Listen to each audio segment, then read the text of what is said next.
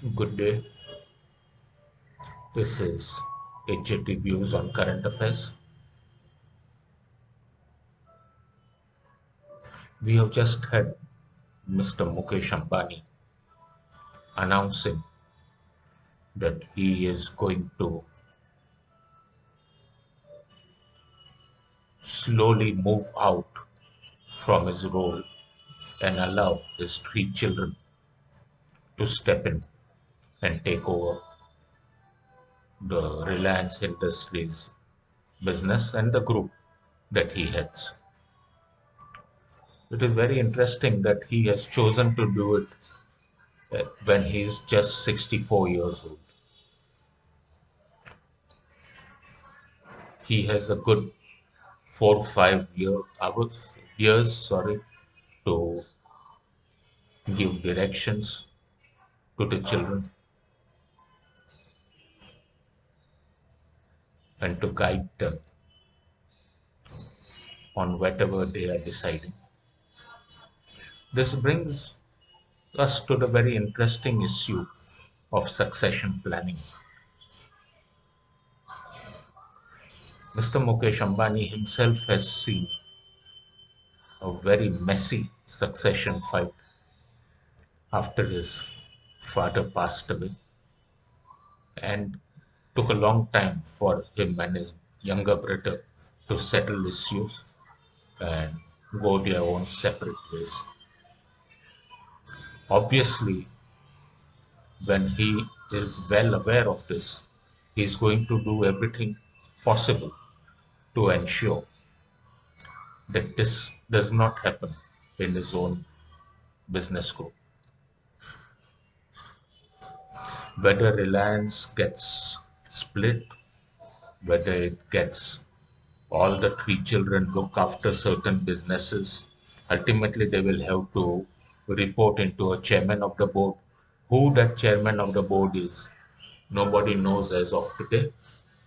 Those questions will answer themselves in the future. And my mind goes to the fact that is it really possible to do succession planning every time? Take the case of General Electric, where Jack Welch did what was called an effective succession planning by having Jeffrey Immelt under him for several years. But Immelt, when he took over, the business changed, the dynamics changed, and he quite honestly was not up to the mark to handle the situation. And GE declined in a very major way over the period that he was the head honcho of that company. Today, it is not even taken as a very serious entity, although they are doing their own struggles of hiving off businesses and focusing only on some businesses, etc. Similarly, if you take politics, what is the succession planning in politics, where the PM comes about from the party that has won? We have had change of PMs through parties being defeated in 1977 when Indira Gandhi lost post-emergency. 2004, Atal Bihari Vajpayee lost.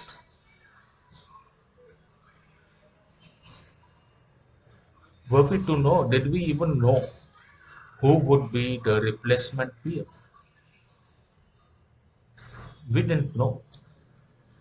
The person who finally came into position was a surprise at both times. So this focus that there should be a succession planning.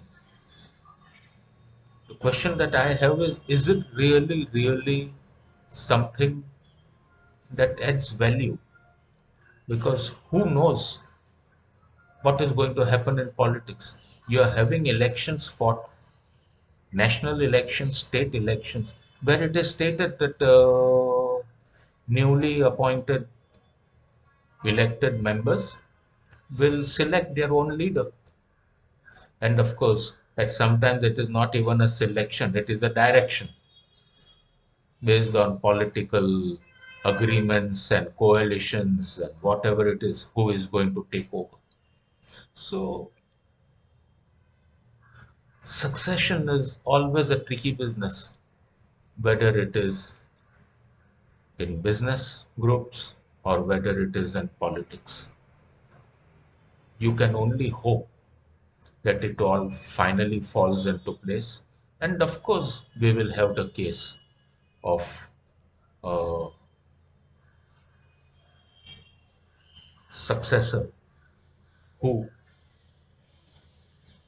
for whatever reason, is felt not good enough.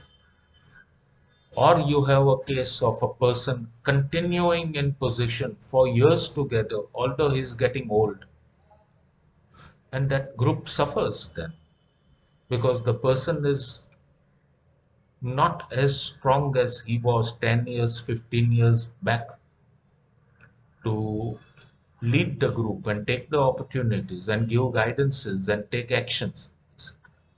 This whole business group, political leadership is a subject of risk. There is risk, and everybody who is dealing with that group or the obviously we are all as electorate dealing with politics. So far as political leadership is concerned, we all are taking our risks in this matter, and nothing gained without risk. So let's see how things turn out everywhere. I am a firm believer that after 2 terms of executive authority, the person, whether it is at the CMD level or whether it is at political level, CM or PM, that person must move out. Somebody new must take position. It is a belief that I have held for a long, long time. Don't know how much it will be acceptable or not acceptable, but I personally feel executive positions at the very top must change persons at least after a decade. That ends my talk of today.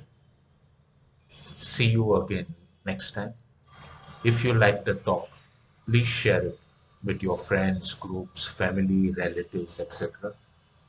Till then, Jai Hind, Jai Maharashtra, Jai Mumbai. Have a fine day ahead.